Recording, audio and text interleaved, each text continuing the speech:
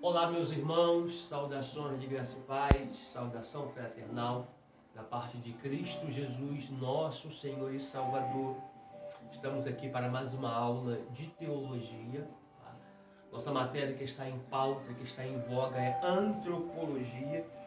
Nós paramos na apostila na página 103, tá? Nós paramos lá em cima, página 103, no tópico 1, que diz sobre a criação do homem, foi precedida por um conselho divino. Mas para nós começarmos a nossa aula, vamos estar orando, tá?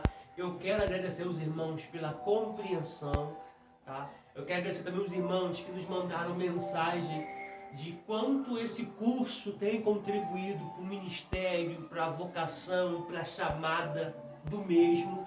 Eu louvo a Deus por isso, tá? Então eu quero te pedir em nome de Jesus, absorva tudo que Deus tem nos confiado através da sua palavra, através desse curso. Escreva tudo que passar, porque eu tenho certeza que futuramente você vai usar tanto na sua igreja, quanto no seu ministério, quanto no dia a dia a qual você faz parte, a qual você está inserido. Vamos orar? Senhor, nós te louvamos, ó Pai, te glorificamos por esta aula, por esse dia, por este momento, a qual estamos, ó Pai, aqui em aula. Quero te pedir, ó Pai, que o Teu Espírito Santo nos direcione. Quero te pedir, ó Deus, que o Teu Espírito Santo nos conduza nesta aula de forma clara, de forma precisa, de forma muito reveladora. Nos leve a um nível mais profundo diante de Ti, na Tua presença, na Tua palavra. Nos revele o Teu Espírito por trás da letra, porque assim está escrito que a Tua palavra é Espírito e vida, e que a vida da Tua palavra alcance a nossa vida e transforme a mesma pelo poder da mesma, em nome de Jesus, amém e graças a Deus. Amados, vamos dar um pouco de avançada, vamos avançar um pouco na apostila, página 103, localize aí por favor, página 103,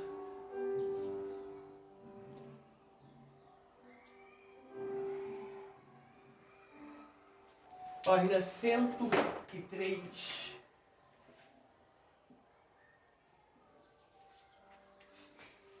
Vamos lá. A criação do homem foi precedida por um conselho divino.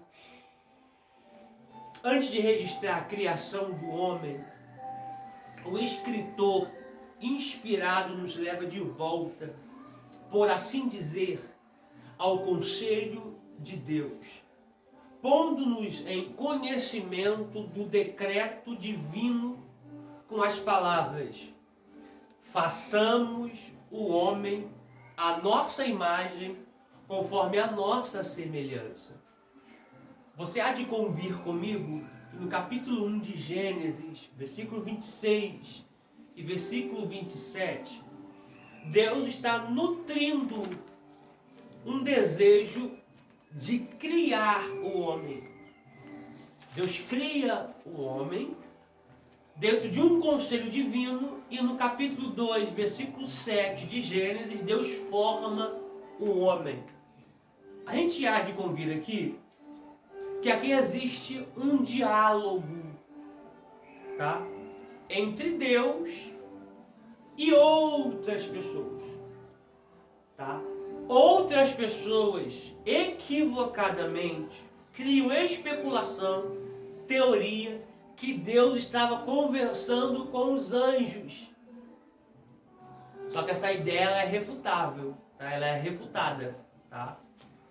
Por quê? Porque a gente consegue ver na criação, no decorrer da Bíblia, a gente consegue ver a criação pelo Pai, pelo Filho, e conseguimos ver a presença do Espírito Santo, tá? Para isso, vamos lá. Para isso, abra por favor Gênesis, capítulo 1. Professor, por que você está pautando nisso? Eu preciso pautar nisso, por quê? Porque você vai encontrar na sua caminhada, tá, pessoas dizendo que a Trindade não existe. Tá? Haja vista que esse nome Trindade só foi verbalizado entre 3 a 4 séculos atrás, de trás para cá. Tá? Essa visão trinitariana, essa visão da Trindade. Tá? Mas não é porque a Bíblia não cita claramente a Trindade, não quer dizer que ela não exista. Por quê? Porque a Trindade, deixa eu colocar isso aqui rapidinho aqui, ó. Rapidinho, só um ponto aqui. Só um ponto, tá? Só um ponto.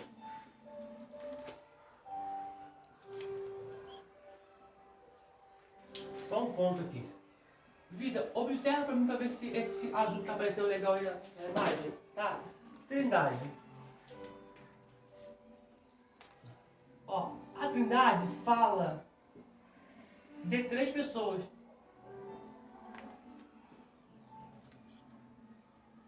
Três pessoas. Que são elas: Pai, Filho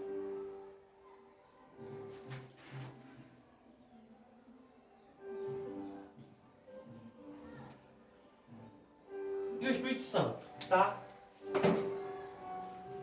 Isso aqui eu preciso de destacar, tá? Mas vamos lá. Gênesis capítulo 1. Nós vamos identificar em Gênesis capítulo 1 a presença do Pai, a presença do Espírito Santo de forma direta, tá? Vamos lá. Gênesis 1, versículo 1. Diz assim, ó: no princípio criou Deus, ó o Pai. Então vamos lá. Já destacamos o Pai aqui, ó. Vamos lá. Já achamos o Pai, ok? Os céus e a terra. E a terra raiar, né, se tornou, ou estava, sem forma e vazia, e havia trevas sobre a face do abismo. Gente, trevas aqui.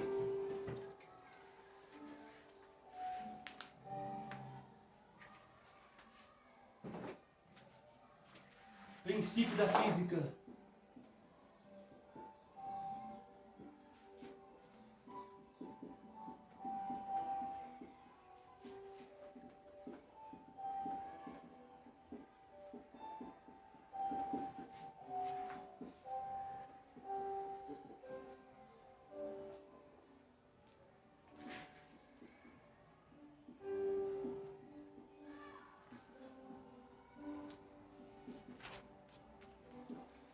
Só pode existir trevas onde houve luz primeiro, tá? Por quê? Porque trevas é a ausência da luz. Isso aqui é o princípio da física.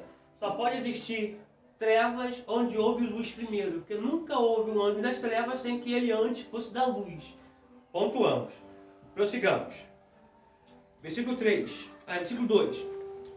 E a terra era ou estava, se tornou sem forma e vazia. E havia trevas sobre a face do abismo, e o Espírito de Deus. Olha o Espírito Santo aí, ó.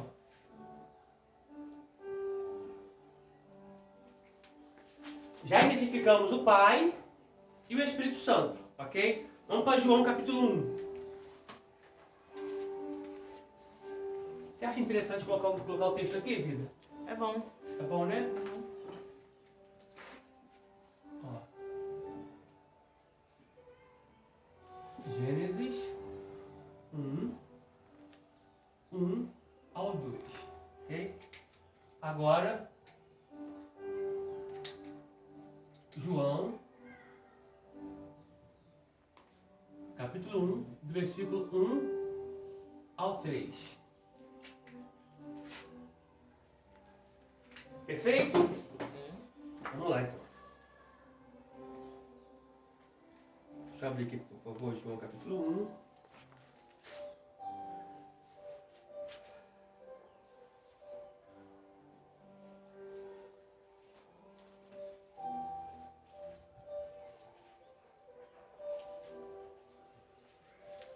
Você vê que João capítulo 1, acho que eu já entreguei para essa turma a Bíblia em ordem cronológica, não já? Já. Já, né? Esse João capítulo 1, versículo 1, Se a Bíblia estivesse em ordem cronológica, eu começaria nele. Tá? Que vai dizer, né? Bereshit, Hayah, Verhadavá, Verhaelohim. Hayah, no princípio, era o verbo. E o verbo estava com Deus. E o verbo era Deus. Tem a mesma conotação de Gênesis capítulo 1, versículo 1. Bereshit, Bara Elohim, Reet Hashamaim, Haaretz, ou Eretz. Tem a mesma conotação, mas vamos lá. João capítulo 1, versículo 1 diz assim, ó, no princípio era o verbo estava com Deus, e o verbo era Deus. Ele estava no princípio com Deus. Ó, pera aí, ó. Se ele estava no princípio com Deus, é porque Deus é uma pessoa, Jesus Cristo é outra pessoa, e o Espírito Santo é outra pessoa. Todos em um, mas de formas e personalidades diferentes. Versículo 2. Ele estava no princípio com Deus. Se ele estava no princípio com Deus, está citando uma outra pessoa. Nós não podemos descredibilizar e nem destacar essa pessoa como se essa pessoa não fizesse parte da criação. Então aqui não é anjos, tá? Aqui está falando do Pai, do Filho e do Espírito Santo. Nesse centeirinho aqui está falando do Filho. Ó, ele estava no princípio com Deus. Todas as coisas foram feitas por ele. E sem ele, nada do que se foi feito se fez. Eu vou ler também Mateus, capítulo 3. Abra, por favor, Mateus, capítulo 3.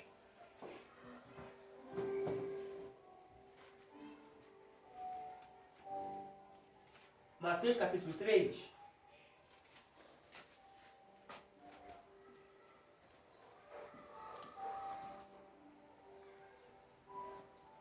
Vou ler do 13 ao 17.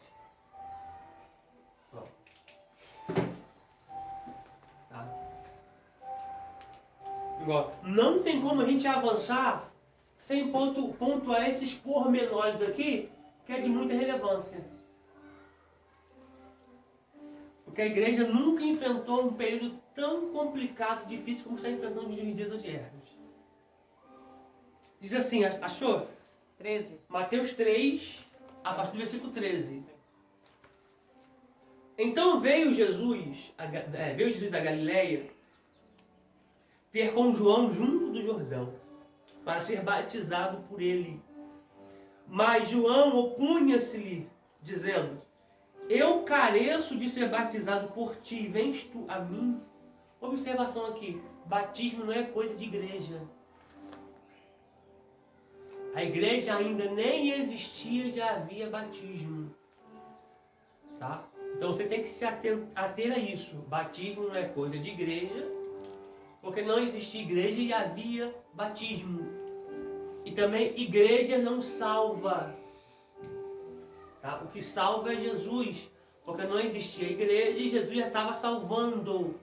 Tá? Eu preciso da igreja para me ter uma cobertura sacerdotal, que é uma cobertura pastoral.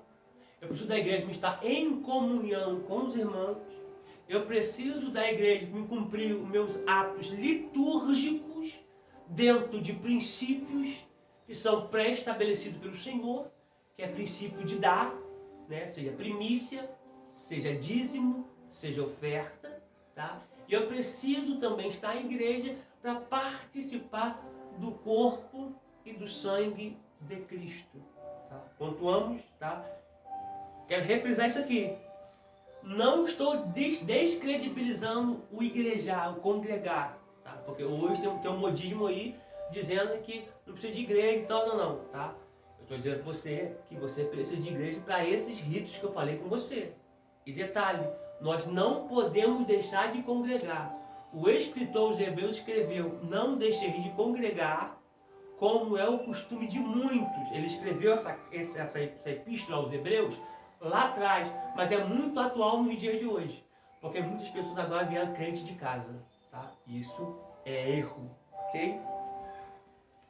Prossigamos. Jesus, porém, respondendo, versículo 15, Jesus respondendo, porém, disse: deixai por agora, porque assim convém cumprir toda a justiça, então ele o permitiu. Frisa no 16, e sendo Jesus batizado, saiu logo da água, e eis que lhe abriram os céus, Aurânio, Mesorânio e Eporânio, Chamaim, e viu o Espírito de Deus descendo como? pomba Sobre quem? ele. Sobre ele, né? Então nós vemos aqui o Filho, destaca com o Filho, na água, o Espírito descendo como pomba, temos dois. Cadê o Pai? Versículo 17. E eis que uma voz dos céus, dizia, está falando, eis que uma voz do Eporânio, Meso e Aurânio, dizia, este é meu Filho, Amado. em quem? Me comprazo. Se ele está dizendo que é Filho, e o Espírito descendo, ele é o quê? Pai. Ele é o Pai, aquele aqui, ó. Tá? Então vale a pena colocar o teu olho aqui, ó. Eu não gosto de vamos lá. Ó. Vou botar aqui, ó. Puxar uma setinha aqui, ó. Jesus. Opa, calma aí. Opa. Vida pegou logo, né, vida? Esse aqui é o qual, vida? Deus. Rato, hein? Deus. Ó, o Filho. Jesus.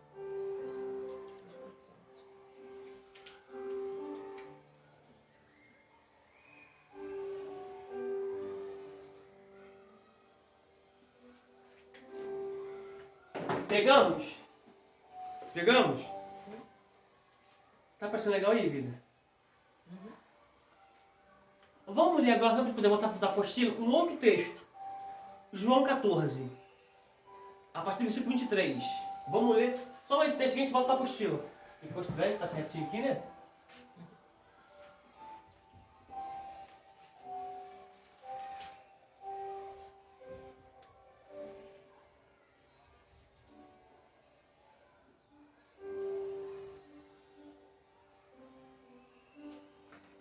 Achou? Sim. João, capítulo 14. Vamos ler a partir do versículo 23, que diz assim: Jesus respondeu e disse-lhe: se alguém me ama, guardará a minha palavra, e meu Pai o amará. Você consegue ver os dois distintos aí? Filho e Pai, você consegue ver os dois distintos? Tá? Uma observação, vale para mim. O Espírito Santo é uma pessoa. Como eu identifico que ele é uma pessoa? Fala assim, como ele é uma pessoa se ele não tem corpo? De forma simbólica, ele desceu em Mateus 3 de forma corpórea de pombo. Tá? Como eu identifico que ele é uma pessoa? Pela locução.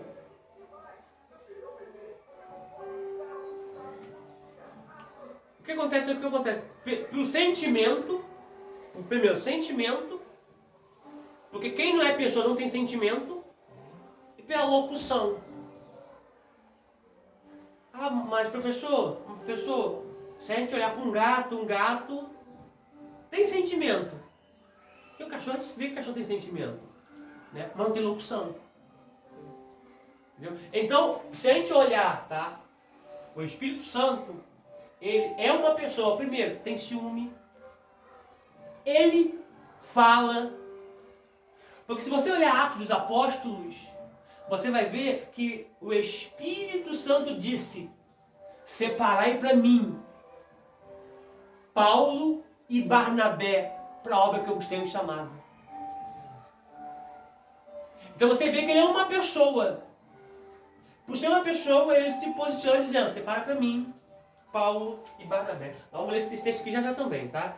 Mas vamos lá, prossigamos aqui, tá? Porque nós não podemos diminuir quem ele é, dizendo que ele é uma força, que ele é uma energia. Não, ele é uma pessoa. Tem sentimento, tem fala, tem ações, tem atitude, tem emoções, tem vontade, enfim, ele é uma pessoa. E vou pontuar mais ainda, ele é mais real do que nós que estamos aqui. Jesus respondeu e disse: se alguém me ama, guardará a minha palavra, e meu Pai o amará. E viremos para ele e faremos morada. Vimos aqui o Pai e o Filho. Quem não me ama não guarda as minhas palavras. Ora, a palavra que ouviste não é minha, mas do Pai que me enviou. Tendo-vos dito isto, estando convosco. Mas aquele Consolador, o Espírito Santo, que o Pai enviará em meu nome, vos ensinará todas as coisas e vos fará lembrar de tudo quanto tenho dito. Você conseguiu ver aí? Tanto o Pai, quanto o Filho, quanto o Espírito Santo? Então, ele é uma pessoa, tá? Por favor, em Atos.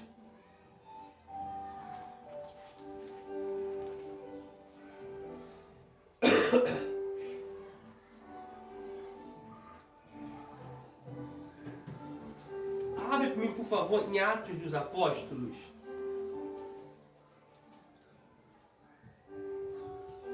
Capítulo... Deixa eu achar o capítulo aqui.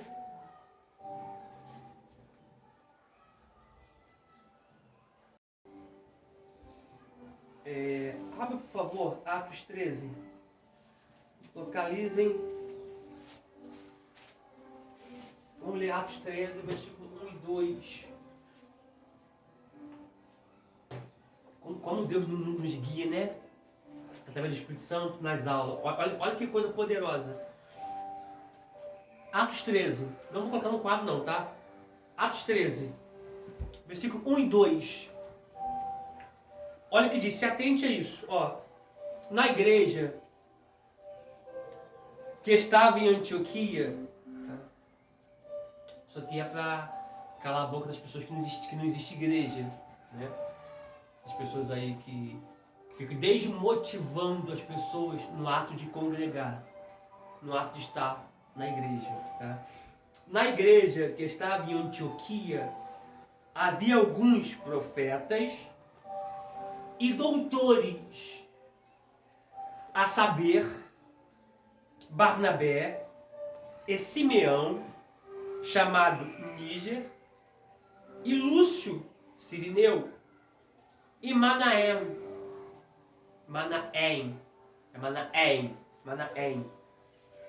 que fora criado com Herodes, o tetrarca, e Saulo. Tá? Oi? Eles são teólogos. Sim, alguns são profetas e doutores. Então eles estão na classe de profetas e doutores. Ou seja, mestres, pessoas que ensinam a igreja. Tá? Porque a igreja precisa de profeta e a igreja precisa de mestres. Profetas como oráculo de Deus para apontar o caminho, para apontar uma direção. Já o profeta, ele aponta o caminho e a direção. Já o doutor, o mestre, ele vai te inserir nas páginas da Bíblia Sagrada. Deixa aberto aí, por favor. Isso aqui eu preciso pontuar isso aqui rapidinho. Deixa aberto, por favor. Rapidinho. 6. Um adendo aqui. A gente deu uma paradinha lá em Atos 13, tá? Para falar sobre profetas e doutores. Profetas, já falamos, né? E sobre quem ensina, o mestre, o doutor, quem ensina. Abre, por favor, em Gálatas capítulo 6.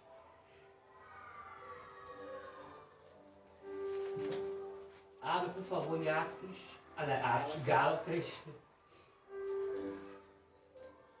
Amém. Amém? Amém. Capítulo de número 6, versículo 6. Guarde isso, tá? Desculpa que eu tô cansado, estou saindo de uma gripe, gente, só Jesus. Guarde isso, tá? E valoriza quem lhe ensina. Valoriza o mestre, o doutor que tem te ensinado a palavra, tá? Olha qual é a base da igreja primitiva, da igreja que nos antecedeu, a igreja primitiva. Gálatas 6, 6, diz assim, ó: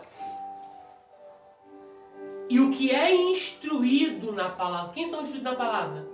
Quem estão aprendendo. Os alunos. Aqueles que estão aprendendo a palavra estão sendo instruídos. São os alunos. Tá? E o que é instruído na palavra reparte de todos os seus bens com aquele que o instrui. Olha a orientação do Espírito Santo através de Paulo para a igreja. Tá? Essa igreja aqui é a igreja da Galácia. Essa palavra que é para esse povo aqui, mas a palavra de Deus, ela é universal, ela é global, ela é mundial. Tá? Ela é mais atual nos dias de hoje do que o jornal que vai ser lançado na segunda-feira. Tá? Então, olha a orientação. Você que recebe o ensino, você que recebe a instrução, reparta os teus bens com aquele que te ensina, com aquele que te instrui. Tá? Só pontuar aqui. Eu sei que nos dias de hoje, é muito difícil isso acontecer. Eu sei que é muito difícil quem tem 2 carros dar um carro para quem ensina. Eu sei. Porém, valoriza o curso que você está. Tá? Dá ênfase, dá valor ao curso que você está. Tá? E não pague o mesmo como sendo uma coisa sufocante, como sendo uma coisa de sacrifício. Porque o maior bem é você receber o ensino, porque o conhecimento não ocupa espaço, e através desse ensino, desse conhecimento, você irá alcançar outras vidas. Ok? Outro texto rapidinho aqui, 1 Timóteo, capítulo 5.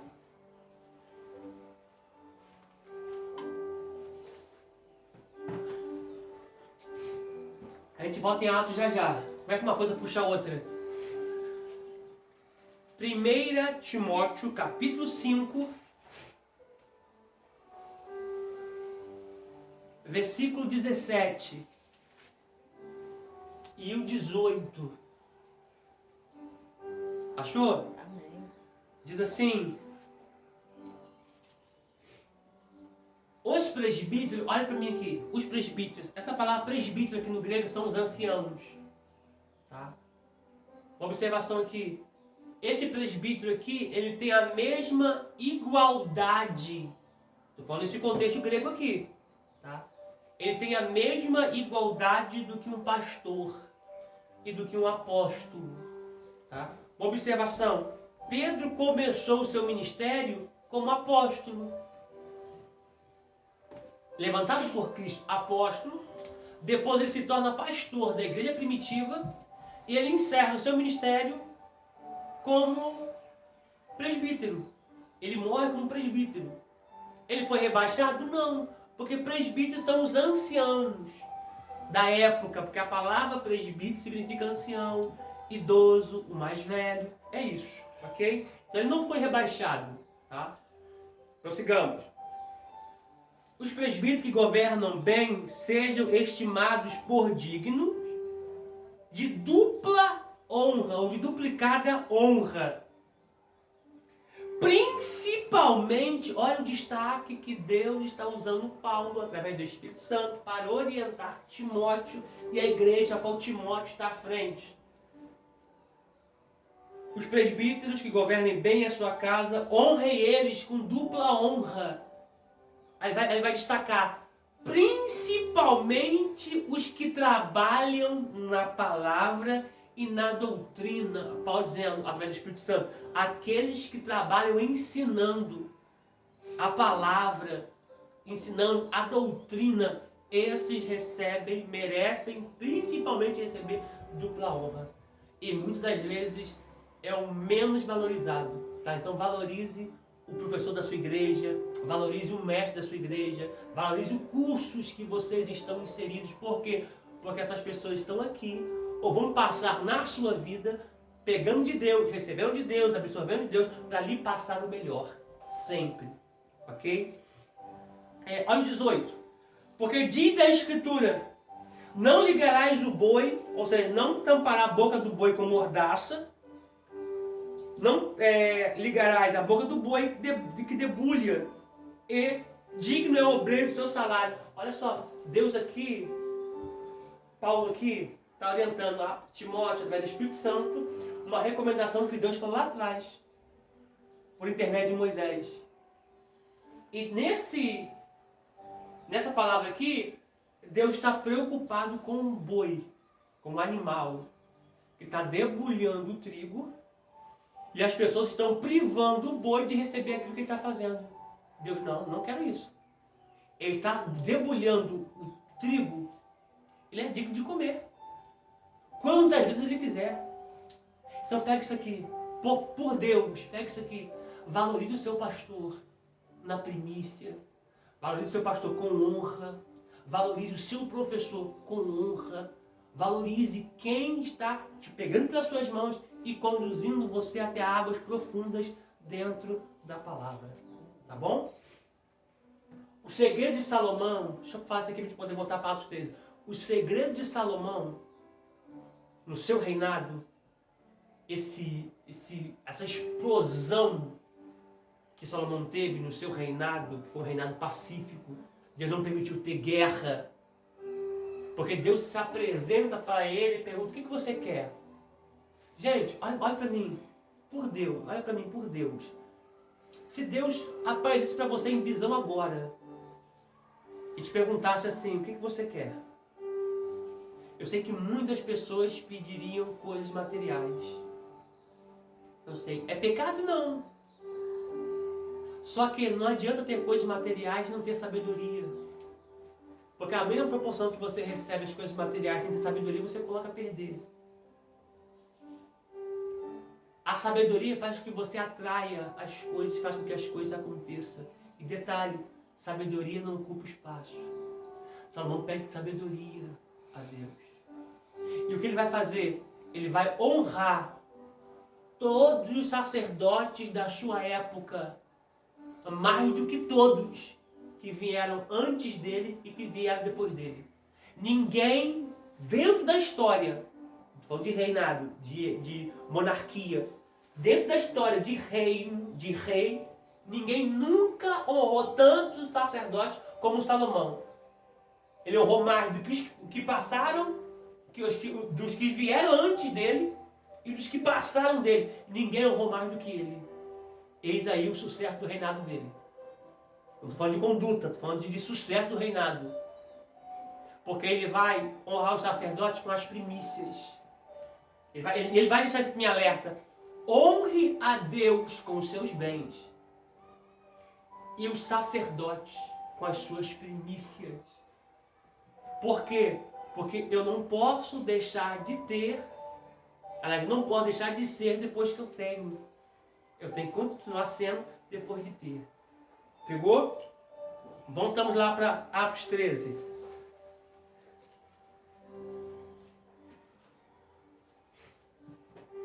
Atos 13.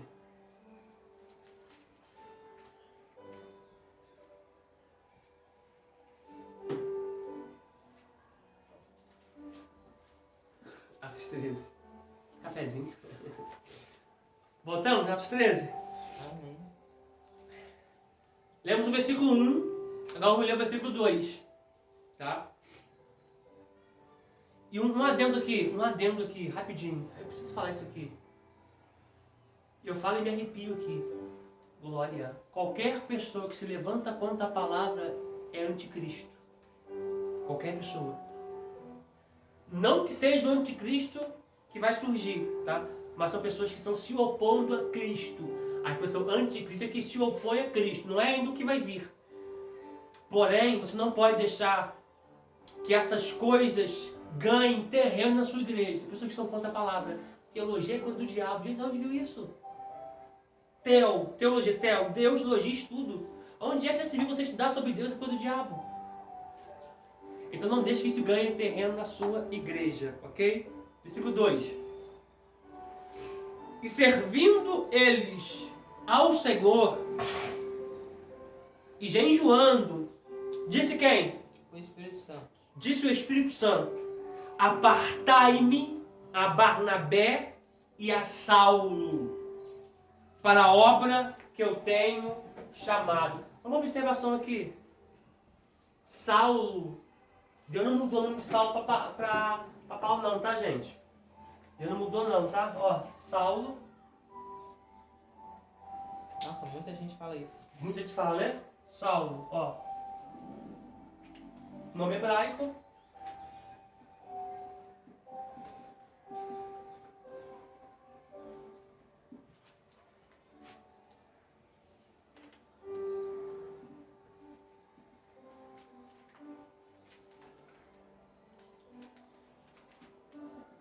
Muita gente fala isso aqui, né, vida?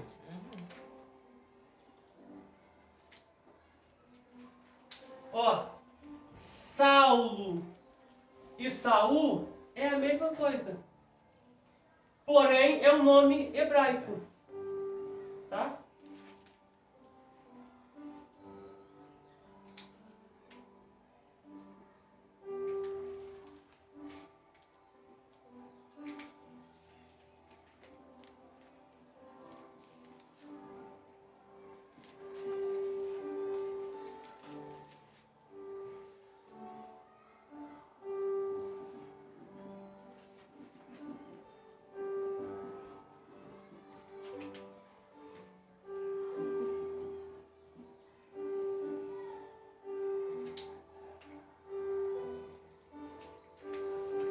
Gente, ele não mudou o nome. Ele só está em lugares diferentes. Aqui grego, aqui hebraico. Simples. Deixa eu fazer isso aqui assim, ó. É a mesma coisa que se você pegar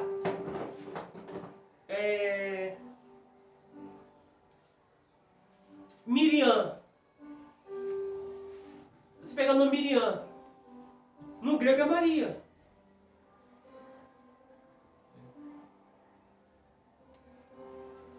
É mesmo você pegar, quer ver? Vamos dar um pouquinho mais. É mesmo você pegar, quer ver? James. Inglês, James. Brasileiro, Tiago. John. Inglês, João. Então aqui Deus não mudou o nome dele. Não mudou, tá? Esses pregadores que ficam falando de que Deus mudou o nome, não mudou não. Tá? Vamos para a observação aqui, vamos voltar para aqui. Deus está orientando, aliás, o Espírito Santo de Deus está orientando para separar Paulo e quem? A Barnabé. Para a obra que ele tem chamado. Agora, se atente para mim, o versículo,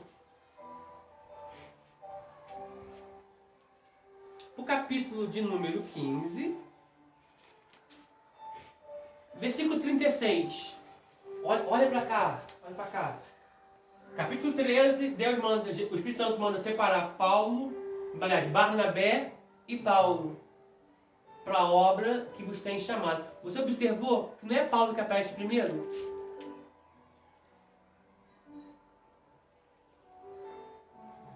Você reparou? Paulo é estudado. Barnabé também. Paulo deixou mais coisas registradas, compiladas do que Barnabé.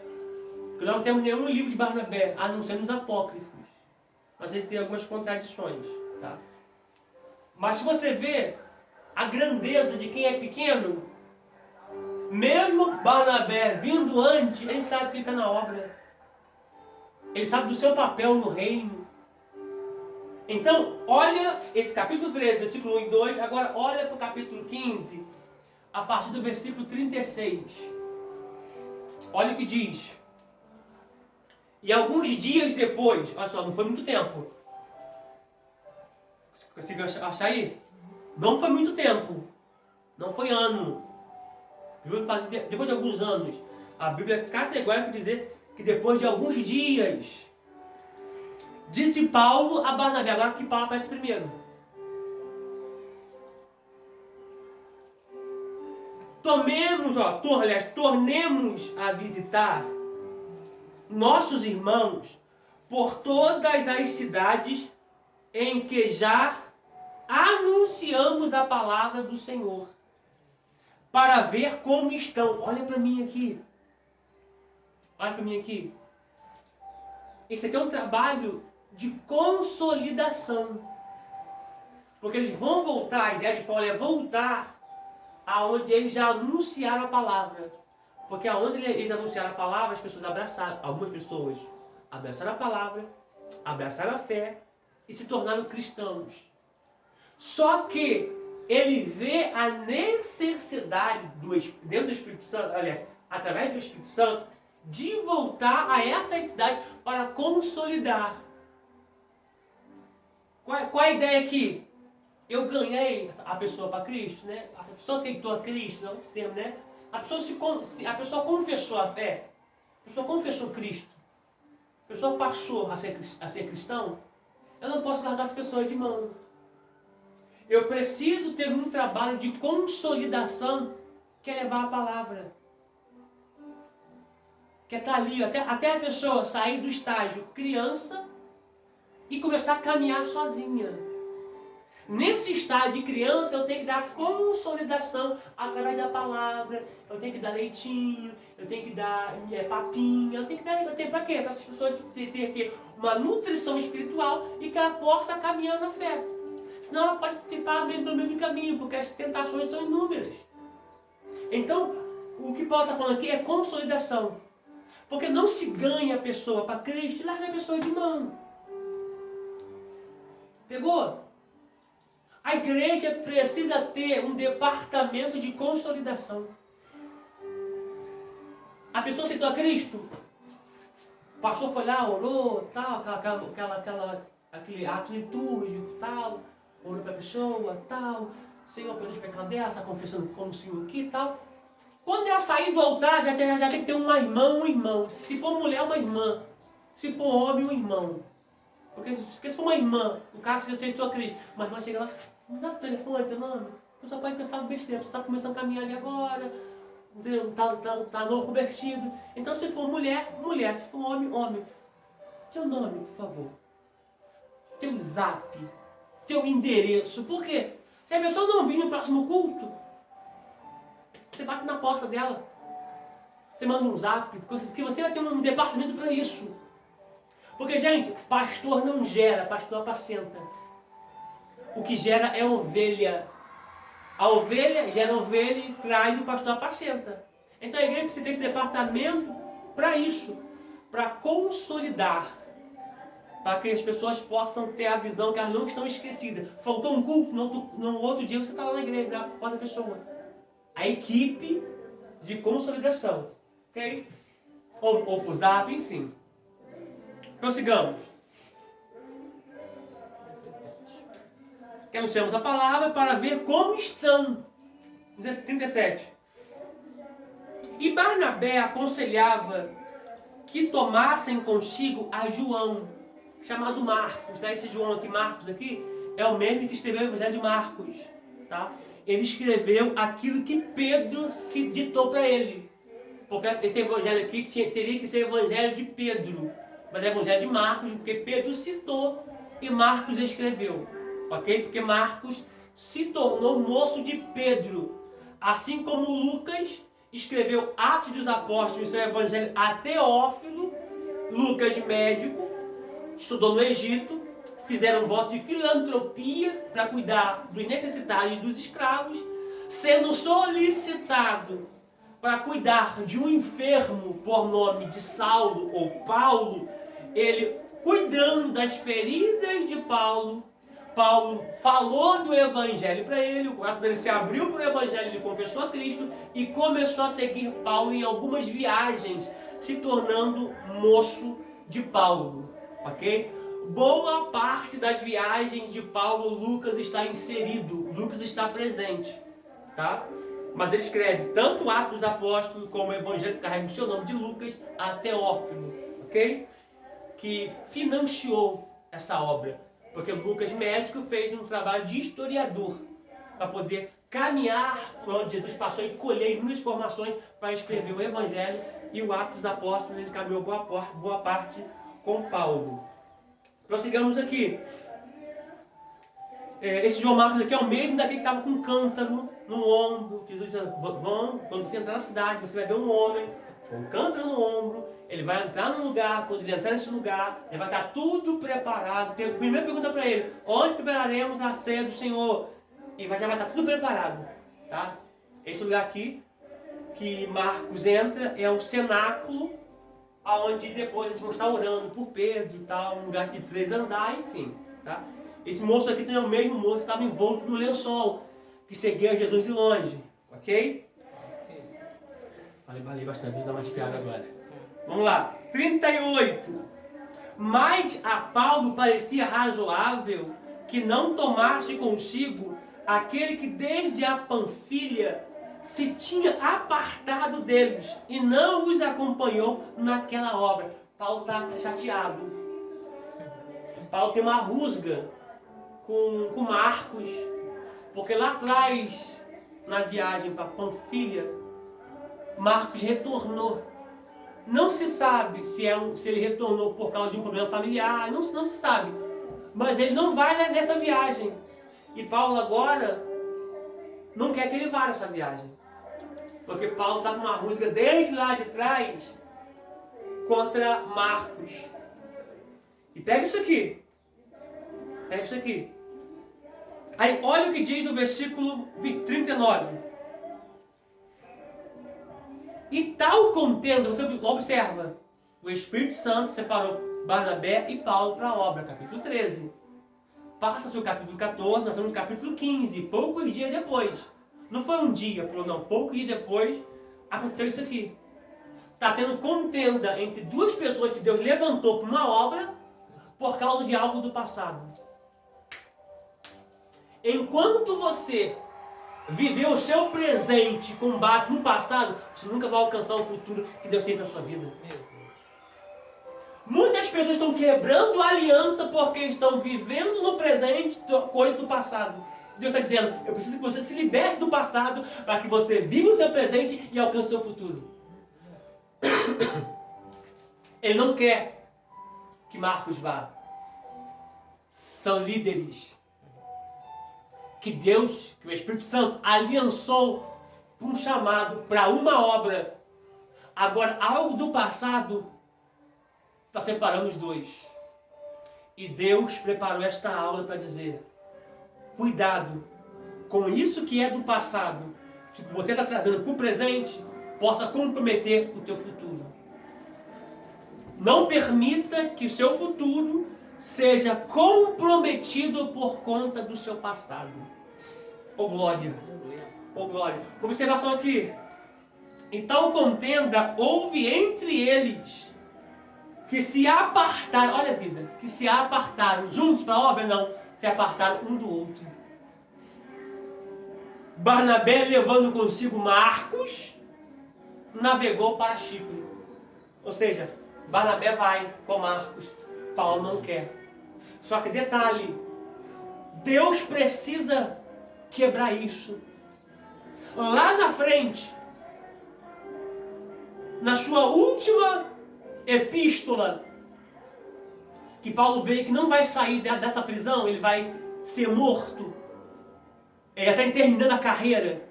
Ele já está terminando o seu propósito na terra. Ele vai dizer assim, ó, quando você vir me visitar, traga a minha capa. Traga os livros. Está falando da Torá. Os pergaminhos. Traga os pergaminhos. E me traga também a João Marcos. Porque ele me é útil para a obra. Eu preciso pegar esse texto de vocês aqui, eu preciso.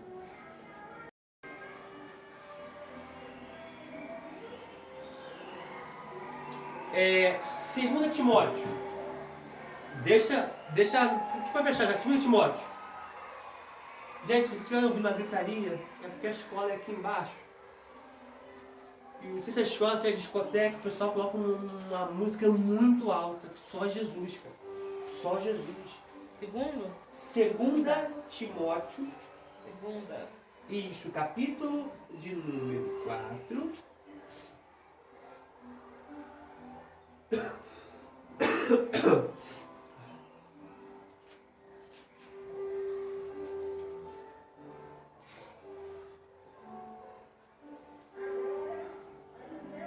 Ó, 2 Timóteo, vou ler a partir do versículo 6. Ó, Paulo prevê a sua morte. A epígrafe, tá? Diz a Timóteo que venha ter com ele, escreve-lhe acerca de diversas pessoas e manda saudações finais, tá? Existem prisões que Paulo teve, que Paulo sabia que ele iria sair. Porém, essa prisão aqui, Paulo sabe que ele não vai sair. Nós estamos quase terminando esse vídeo aqui para continuar no outro. Tá? Já deu tempo já? Então olha só, a gente continua no próximo vídeo.